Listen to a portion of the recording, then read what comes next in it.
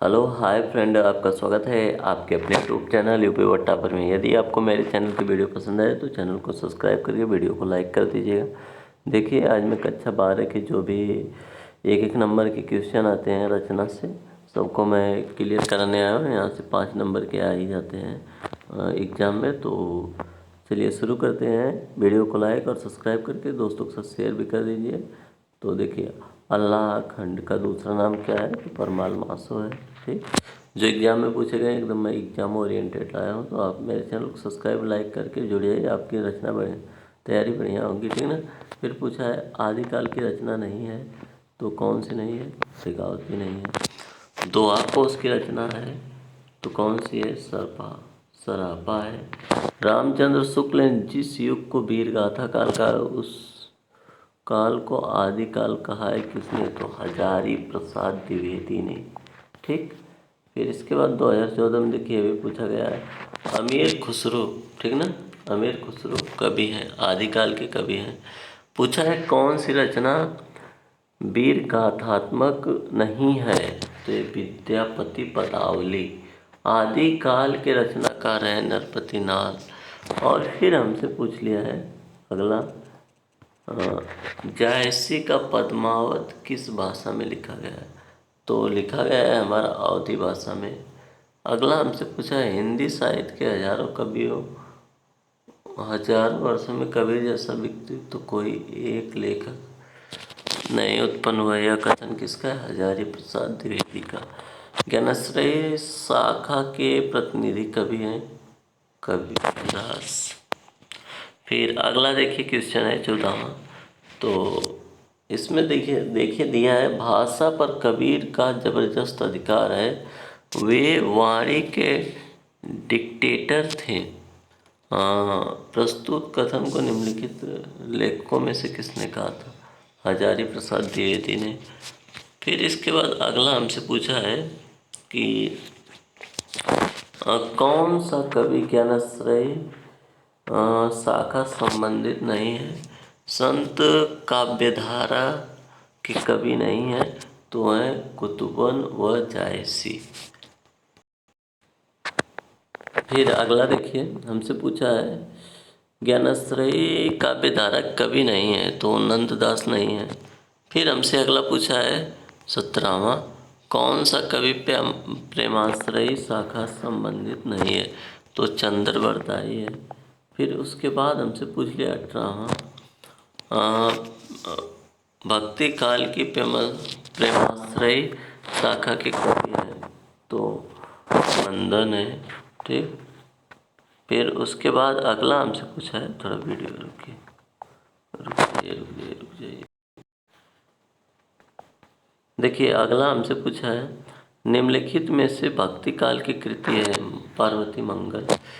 कृष्ण काव्यधारा के प्रतिनिधि हैं सूरदास। वह इस असार संसार को न देखने के वास्ते आंखें बंद किए थे, किसका? भारतेंदु हरिश्चंद्र का। और फिर आगे अष्टछाप कवियों का संबंध भक्ति के किस काल और होता है? तो कृष्ण भक्ति शाखा। अगला क्वेश्चन है कौन सा ग्रंथ भक्ति काल का है? तो विनय पत्रिका। फिर अगला हमसे पूछ लिया है 24वां। देखिए कौन कवि, ठीक है, कौन सा कवि राम भक्ति शाखा संबंधित नहीं है? तो वो है हमारे चतुर्बोध दास। ठीक, फिर हमसे पूछा गोस्वामी तुलसीदास का बचपन का नाम क्या था? तो राम बोला था। सूकर खेत नामक संस्थान कहाँ स्थित नामक स्थान से संबंधित है? तो तुलसीदास। अगला हमसे पूछा है रुनकता नामक स्थान किससे संबंधित है? तो ये है सूरदास से। फिर पूछा है बसुआ गोविंदपुर में जन्म किसका हुआ था? तो बिहारी का। पूछा है काव्य धारा का कवि नहीं है? तो ये लालदास और नाथदास। ठीक, फिर इसके बाद पूछा है भिखारी दास। ठीक है, पूछा क्या है? भिखारी दास कवि हैं, तो रीतिकाल के हैं। और इनमें से प्राचीनतम महाकाव्य कौन सा? पृथ्वीराज रासो है। ठीक, अगला देखिए भक्ति काल का काव्य नहीं है, तो ये पृथ्वीराज रासो। और फिर तुलसीदास की रचना नहीं है, रामचंद्रिका वीर रस की कृति है, तो ये शिव बाबू। ठीक, आपको पसंद है तो लाइक और सब्सक्राइब कर दीजिए, दोस्तों को सब्सक्राइब भी कर दीजिए। देखिए अगला है द्विवेदी युग में लिखी गई रचना तो प्रियप्रवास। फिर पूछ लिया हमसे कि खड़ी बोली जो है का प्रथम महाकाव्य कौन सा है, तो ये देखिए प्रियप्रवास है। फिर अगला हमसे पूछ रहा है द्विवेदी युग की रचना नहीं है, तो कौन सी नहीं है, आंसू नहीं है। फिर हमसे अगला पूछ लिया है मैथिली शरण गुप्त को आधुनिक काल में किस युग से संबंधित है, तो वो देखिए किस युग से संबंधित है, वो है द्विवेदी युग से संबंधित, है ना। ये सारे क्वेश्चन एग्जाम में आपके आए हुए हैं, तो आपको बहुत ही बेहतर कंटेंट उपलब्ध है, तो सब्सक्राइब कर लीजिएगा चैनल को। देखिए साहित्य सुधा निधि के संपादक कौन है, तो जगन्नाथ रत्नाकर हैं। फिर हमसे पूछा है हरिऔध का जन्म स्थान कहाँ पर हुआ था, तो देखिए निजामाबाद में हुआ था। ठीक, अगला हमसे पूछा है मैथिली शरण गुप्त का प्रथम काव्य संग्रह कौन सा है, तो भारत भारती है। फिर अगला हमसे पूछा है छायावादी काव्य धारा के बृहद त्रयी रचनाकार कौन थे, तो देखिए ये हमारे रचनाकार थे महादेवी। ठीक, नहीं है, नहीं है। फिर हमसे पूछा आधुनिक मीरा किसको कहा जाता है, तो देखिए महादेवी वर्मा को। फिर हमसे पूछ लिया है, हाँ ये देखिए 44वां पूछा है निम्नलिखित कवियों में से राष्ट्र कवि की उपाधि से भूविभूषित किसे किया गया, किस कवि को राष्ट्रपति सम्मान मिला था, तो ये मिला था मैथिली शरण गुप्त को। भारतीय ज्ञानपीठ पुरस्कार नहीं मिला तो मैथिली शरण गुप्त को। और फिर उसके बाद प्रगतिशील लेखक संघ की स्थापना कब हुई, प्रगतिशील लेखक प्रथम अधिवेशन कब हुआ, 1936 में। ठीक, अगला हमसे पूछा है कविता वर्धनी सभा की स्थापना किसने की, तो ये देखिए भारतेंदु हरिश्चंद्र ने की। 48वां मोस्ट इम्पॉर्टेंट है, देखिए हर साल आ जाता है, तो पूछा है अज्ञे तारशतक प्रकाशित हुआ, तारशतक प्रकाशन कब हुआ, 1943 में। अगला पूछा है वीर गाथा की एक विशेषता बताइए, तो युद्धों का सजीव वर्णन है। और फिर अगला हमसे पूछ लिया है कि हरिवंश पुराण की रचना किसने की थी, स्वयंभू ने की थी। और कौन सी रचना आदिकाल की नहीं है, तो ये देखिए अखरावट या पद्मावत। फिर पूछा है कौन सा ग्रंथ आदिकाल का है, तो बीसलदेव। फिर हमसे अगला पूछा है प्रेमाश्रय सूफी काव्य धारा का संबंध किससे है, तो निर्गुण कवि से है। फिर हमसे अगला पूछ लिया भक्तिकालीन कवि कौन है, तो कुंभन दास है। फिर हमसे पूछ लिया कबीर दास, नानक, दादू मलुकदास तथा रैदास की काव्य धारा कवि थे, ज्ञानश्रेय संत काव्य धारा। हिंदी साहित्य का स्वर्ण युग है, तो भक्तिकाल है। ठीक, अगला हमसे पूछा रसखान किस काव्य धारक कवि हैं, तो कृष्ण भक्ति काव्य धारक कवि हैं। अगला हमसे पूछा है गोस्वामी तुलसीदास केशवदास हृदय प्राणचंद्र किन काव्य धारक कवि हैं, तो राम भक्ति काव्य धारा के कवि हैं। पूछ लिया है विनय पत्रिका किस भाषा की कृति है, तो ये देखिए ब्रजभाषा कृति है।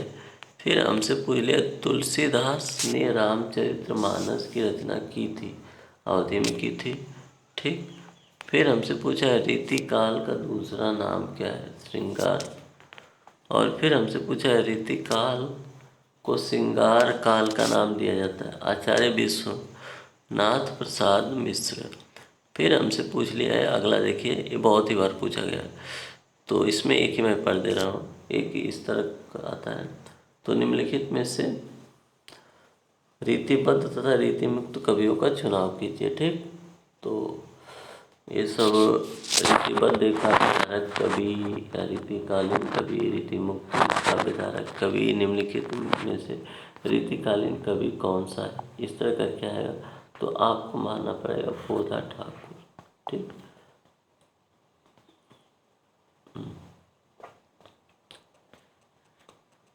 देखिए उसका आंसर है, सॉरी मिस्टेक हो गया था।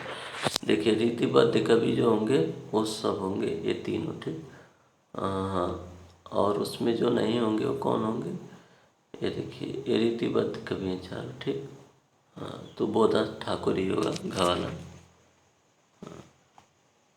ठीक है जी, मैं सोचा कि भूल गया। चलिए अगला देखते हैं। अगले में दिया है कौन सा कवि रीतिकाल का है, तो बिहारी है। अगला पूछा है रीतिकालीन कवि है, थोड़ा धुंधला आ रहा होगा तो वो नेटवर्क प्रॉब्लम है। तो देखिए द्विज देव है, ठीक। अगला पूछा है निम्नलिखित में से रीतिकाल की कृति है, बिहारी सतसई है, ठीक। बिहारी सतसई की भाषा है ब्रज भाषा है। फिर अगला पूछा है कठिन काव्य का प्रेत किसे कहा जाता है, तो केशव को। हरिश्चंद्र की चंद्रिका पत्रिका के संपादक थे, कविवचन सुधा के नामक के संपादक थे भारतेंदु हरिश्चंद्र। अब देखिए भारतेंदु हरिश्चंद्र ने निम्नलिखित में किस पत्रिका का संपादन किया, कविवचन सुधा का। फिर हमसे पूछा गया अगला जयशंकर प्रसाद, सुमित्रानंदन पंत, सूर्यकांत त्रिपाठी, निराला महादेवी वर्मा किसवाद के संबंधित है, छायावाद से। निम्नलिखित में से कवियों की छायावादी कवि कौन है, जयशंकर प्रसाद है। फिर हमसे अगला पूछा है कामायनी में श्रद्धा सर्ग किस सर्ग के बाद आता है, आशा सर्ग के बाद आता है। फिर हमसे अगला पूछा है प्रकृति का सुकुमार कवि किसे कहा जाता है, सुमित्रानंदन पंत को कहा जाता है। फिर हमसे पूछ लिया है सुमित्रानंदन पंत को ज्ञानपीठ पुरस्कार किस रचना पर मिला था, तो मिला था चिदम्बरा पे, ठीक। अगला हमसे फिर पूछा है पतंजलि पंत जी की प्रगतिवाद भाषा मानी जाती है किसमें, युगांत में। फिर हमसे अगला पूछ लिया है कि छायावाद की विशेषता है सौंदर्य एवं प्रेम के प्रति। फिर नेक्स्ट क्वेश्चन पूछा है हमसे कामायनी और झरना किस युग की रचनाएं हैं, तो छायावादी युग की।